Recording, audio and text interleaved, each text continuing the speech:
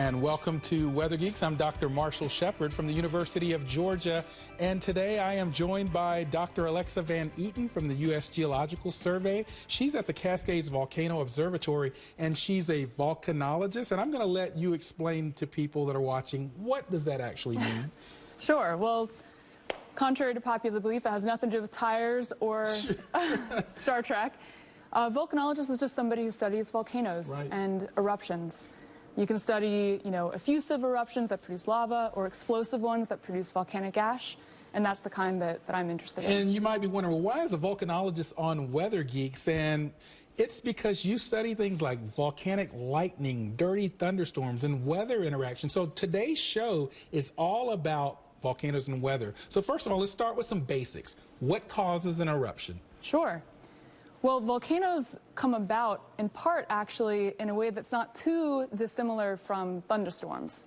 Thunderstorms are driven by water, and actually explosive eruptions are driven by water, too. Sure. So what's basically happening is that, you've got your tectonic plates, and the oceanic tectonic plate, subducting beneath the continental plate, is dragging down water from the ocean, and that's the water that actually helps to melt the asthenosphere of the deep earth and create magma in the first place. So that's the magma, and so you get these sort of forces that then get the eruption to occur. Tell us a little bit about the role, you mentioned it a little bit, the role of water, because I think people will be surprised, the role of water in a volcanic eruption.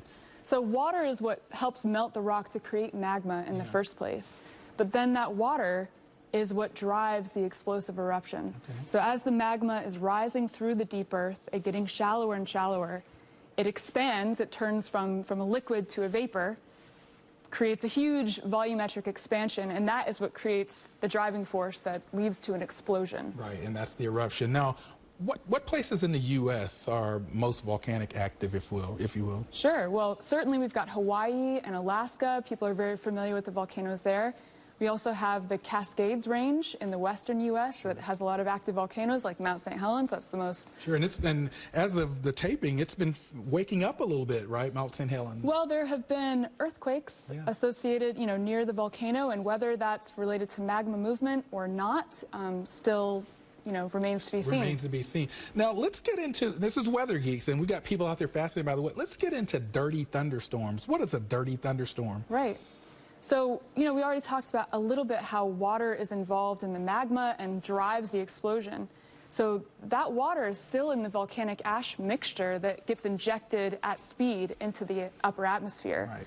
So you end up with heat, moist convection, basically the perfect recipe for a thunderstorm. Right. But it's filled with volcanic ash, and you've got higher velocities and higher initial temperatures. Right. So you've basically got a turbocharged thunderstorm above a volcano, and that's the concept of a dirty thunderstorm. And I've seen some fascinating video of lightning happening in volcanic eruptions, and as we know from cumulonimbus or thunderstorm clouds, that's certainly, we understand the processes there. Are the processes similar in these thunderstorm lightning cases? And I know that's one of your areas of expertise. Right, yeah, that's a good question. So certainly people are familiar with static charge and, walking across the carpet on a dry day. And that's not exactly the same process that charges thunderstorms, where the main physics is Graupel, colliding with ice particles and liquid water droplets. We do think that that process is happening in volcanic clouds because of the water that's in the mixture. But the difference between volcanic eruptions and thunderstorms is that you have a lot of ash. So we also think that the ash particles are colliding against, hitting each other close to the volcanic source, and the fragmentation of magma itself can lead to charge buildup. Now let's talk about that, because you talk about them colliding and you get charge buildup and then I guess charge separation. In a thunderstorm, when we talk about the atmosphere, in a big thunderstorm or cumulonimbus, you have charge separation, negative and positive. So that's essential to this process too. Right, we think that that's certainly the case because you have a range of particle sizes erupted as volcanic ash. You have bomb-sized particles and then tiny ash particles. So those can gravitationally separate through time in the mixture, and if they have a different charge, you end up with a charge separation, which can then lead to the plasma channel of lightning. Now, do we only get this type of volcanic lightning, if you will, for big volcanic eruptions, or can smaller volcanic eruptions produce the phenomena? Right. So we think so far that all sizable volcanic eruptions, that get at least a few hundred meters above the volcanic vent, produce some kind of electrical signal that can be detected by radio waves, if you're close to the source. But only the really big eruptions that get above like 10 kilometers into the atmosphere produce large lightning strokes that can be detected globally. Now let's talk a little bit, because you mentioned radio waves. Talk about some of the ways that you actually map and detect these lightning occurrences. Sure. I mean, are you using satellite, aircraft, ground-based radar? I think you mentioned some things. Right. Yeah. So far, the most effective ways to map out the lightning in volcanic eruptions is using radio waves. So using radio antennas that detect the electromagnetic radiation emitted by lightning. But also, I've got some colleagues doing high-speed camera work, just setting up the camera, watching a bunch of volcanic eruptions, and mapping out the lightning in high speed. So those are the two techniques so far that have been really useful for trying to map out where lightning happens and how it evolves. Now, you were mentioning, I think people may be familiar in 2017 with the volcano Agung, is that how I pronounce it? In Bali. In Bali, but you were mentioning to me that you have a favorite little spot that you like to work in around Alaska. Tell me a little bit about that. Right. So all of last year, all of 2017, there's a little-known volcano outside of Dutch Harbor in Alaska. From Deadliest Catch, for those of you who might watch that show. Right. Called Boguslav. Yeah. And this is a big stratovolcano, but only the tip is poking out of the Bering Sea. And so it's a pretty special volcano because it's not that often that volcanologists get to see a wet eruption, which is where the magma is interacting with a big body of water like the ocean in this case. So it's kind of an extreme. We're talking about water and volcanic eruptions, but this is the extreme example. Through all of 2017, there's been an eruption through water. So that's been really fascinating to try to understand how lightning evolves. And let's talk about it more, but coming up on Weather Geeks, ever heard of volcanic hail? Neither had we. We'll learn all about it, why it forms, and why we're just now hearing about it next on Weather Geeks. But first, our Geek of the Week.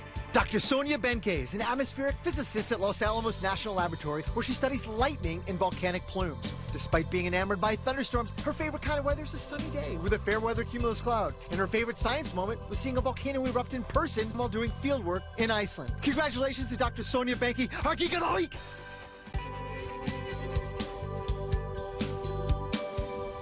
And we are back on Weather Geeks, and I'm talking to Dr. Alexa Van Eaton from the USGS, and she studies the interactions between volcanoes and weather.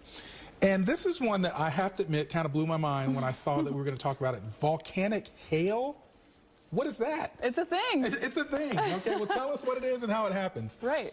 So, yeah, most people aren't aware that wet volcanic plumes, like the ones we were talking about that interact with water at the surface, can inject that water into the atmosphere with the ash. Right. And with the turbulence and the moisture and the particle interactions, you can create volcanic hailstones. So, and let me just let's kind of walk it through for the viewers. So that is injected in, and it's colder at upper atmosphere. Is it freezing as it goes into the higher altitudes where we're going below the freezing level? Exactly. So or you above start the off freezing level, I should say. Right. So you start off really hot, hundreds of degrees Celsius from the magmatic temperatures, and then as that turbulent mixture ingests cold air and rises higher into the atmosphere, into the stratosphere.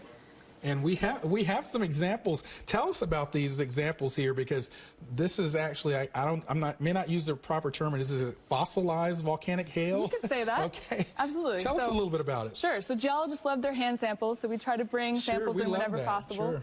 We're geeking out here. Totally.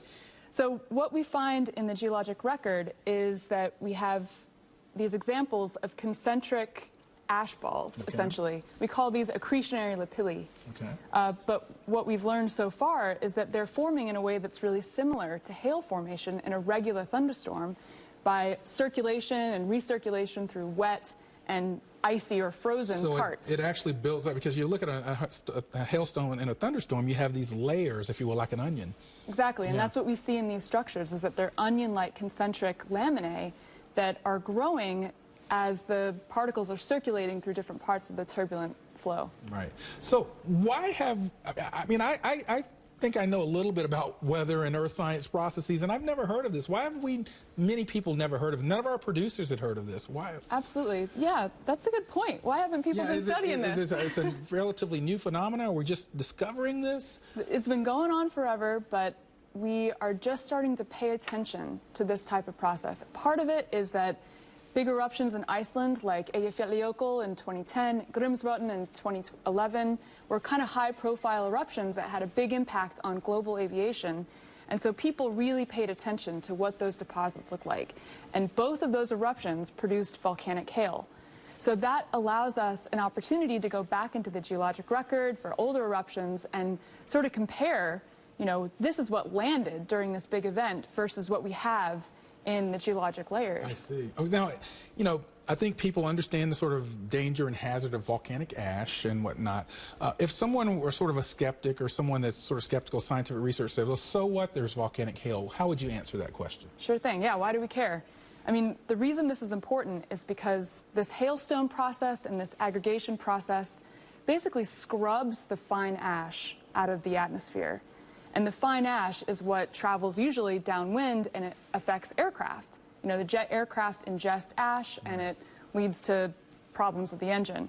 So this is a mechanism by which that ash gets pulled out of the atmosphere really early. And because we still have a poor understanding of how this works in real time, it's challenging to forecast where the ash is going to go. Right. So we need to sort of clarify how this all works. Yeah, and that's generally how science in general works. When we return, when the biosphere meets atmosphere, we'll learn about other surprising ways volcanoes interact with the atmosphere, like the time an algae army took over the sky. Not science fiction, but science. Next on Weather Geeks.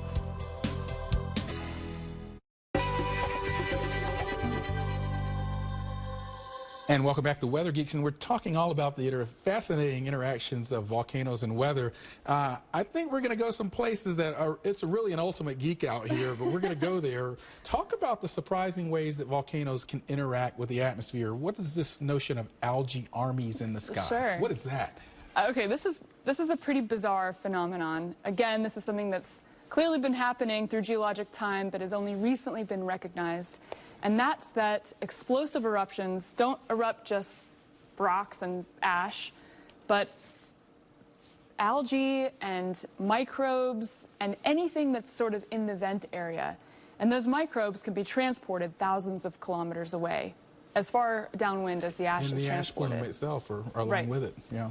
So it sounds to me like you're really on some cutting-edge research here. And from what I'm gathering, a lot of things that we're talking about are relatively new discoveries or thinking.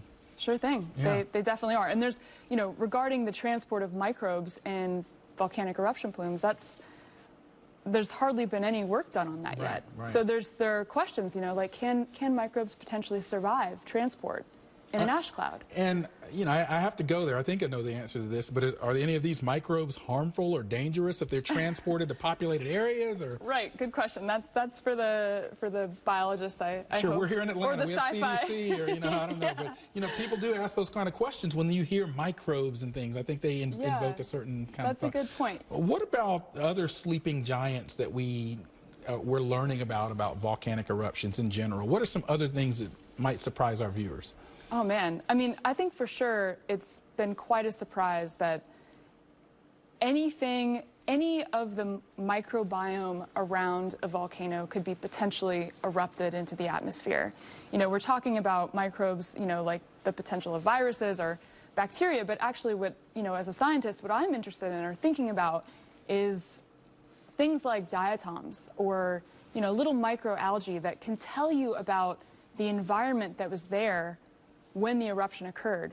So if we have these big, you know, caldera volcanoes that have a long lake history that can tell you about climate or about how changes in the local environment were changing through time, you know, and a volcanic eruption spews that out and transports it thousands of kilometers away, there's potentially a record of that environmental change that's preserved in deposits that, you know, are really far flung.